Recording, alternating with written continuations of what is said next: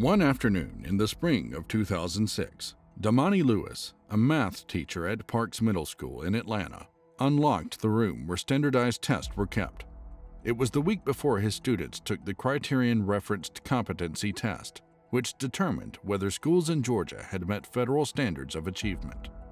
Lewis, a slim 29-year-old with dreadlocks, slid open the cellophane-wrapped tests and made copies of the math, reading, and language arts sections. These sections were crucial under the No Child Left Behind Act to determine if Parks Middle School would face its 6th consecutive year of potential sanctions. If not enough students would pass, the school faced closure.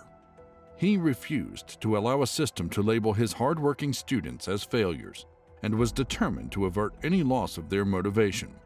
Thanks to Lewis and other teachers, Parks students did better than ever on the standardized tests.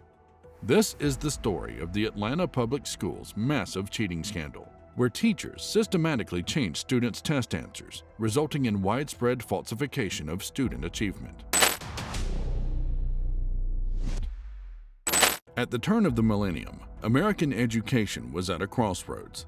The No Child Left Behind Act, signed into law in 2001, heralded a new era of accountability and standardized testing. Schools across the nation were now under the microscope.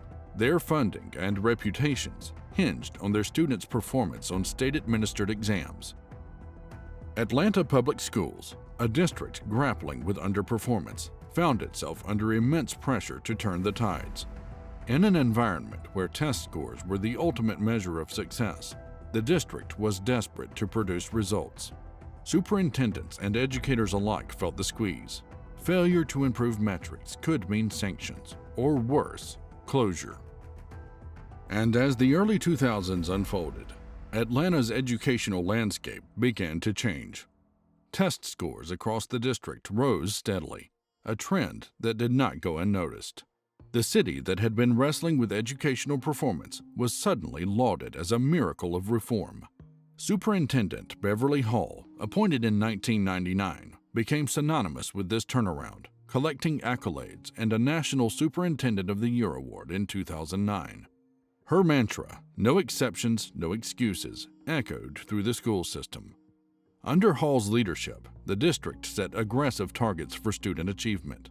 Bonuses and public praise were bestowed upon those who delivered, while failure to meet these benchmarks resulted in professional consequences.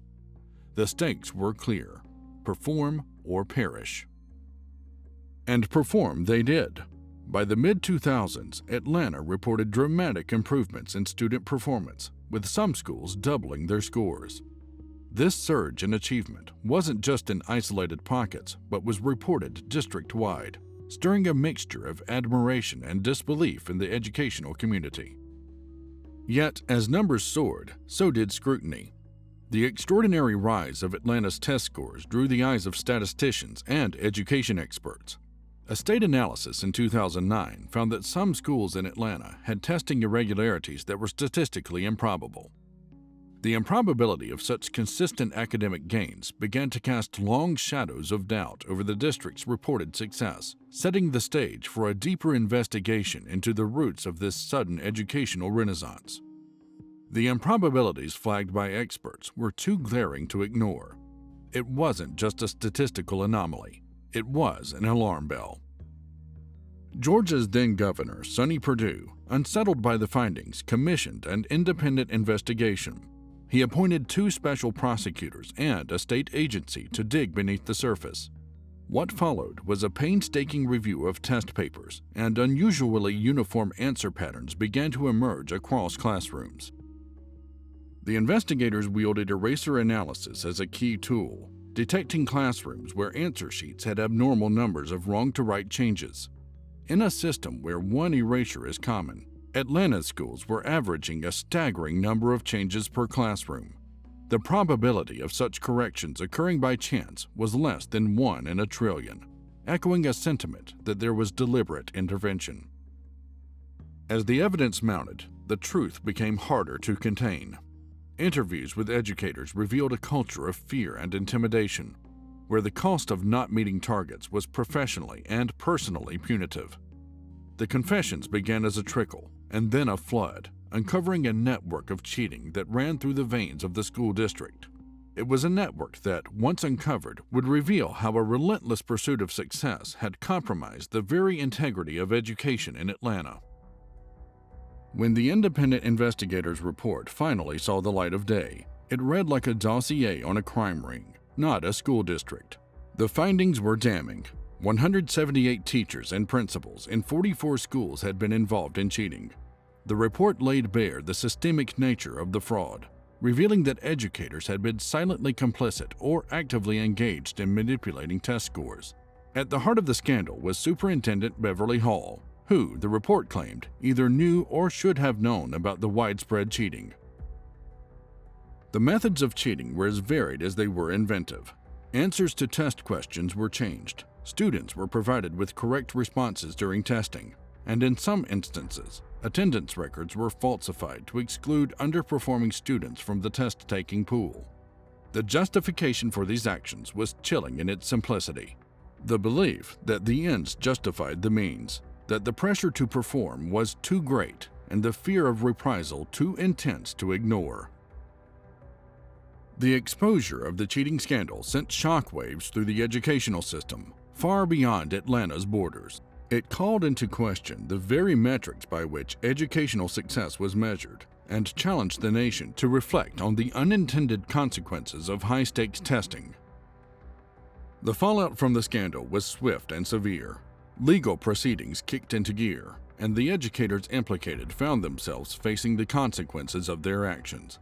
The report led to the indictment of 35 Atlanta Public Schools employees, including Superintendent Beverly Hall, who faced charges ranging from racketeering to false statements and theft. Throughout the process, she maintained her innocence and succumbed to breast cancer before her case could be resolved, leaving a complicated legacy and a school district in turmoil. But the real casualties of the Atlanta cheating scandal were the students. They had been advanced from grade to grade, ill-equipped for the challenges ahead, their educational deficiencies hidden beneath falsified test scores. Many found themselves in high school struggling to read at an elementary level, their fundamental learning gaps now cavernous. The community reeled from the betrayal, with trust in the school system eroded.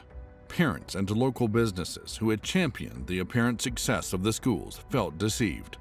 The pride once felt in the city's educational progress was replaced with a sense of skepticism. In the aftermath, Atlanta Public Schools undertook a massive overhaul, implementing new policies and measures to ensure the integrity of its testing procedures. But the deeper consequence, beyond the legal and administrative, was a sobering reminder that when educators are forced to choose between integrity and survival in a flawed system, it is ultimately the students who pay the highest price. The Atlanta cheating scandal stands as a stark reminder of the perils of prioritizing performance metrics over genuine learning. It forced educators and policymakers nationwide to reconsider the balance between accountability and undue pressure. The scandal's legacy is a cautionary tale, prompting a deeper inquiry into how we measure educational success. In the wake of the scandal, there's a collective acknowledgement that rebuilding trust will take time and that genuine progress cannot be rushed. The journey towards redemption for Atlanta schools is ongoing, with the hope that the hard-earned lessons will resonate beyond its borders. Reflecting on this saga, we're reminded of the inherent value in educating with honesty. It's a commitment to nurturing not just test takers, but thinkers, leaders, and informed citizens. The true measure of education lies in the minds and hearts it cultivates, a truth Atlanta will carry into its future chapters.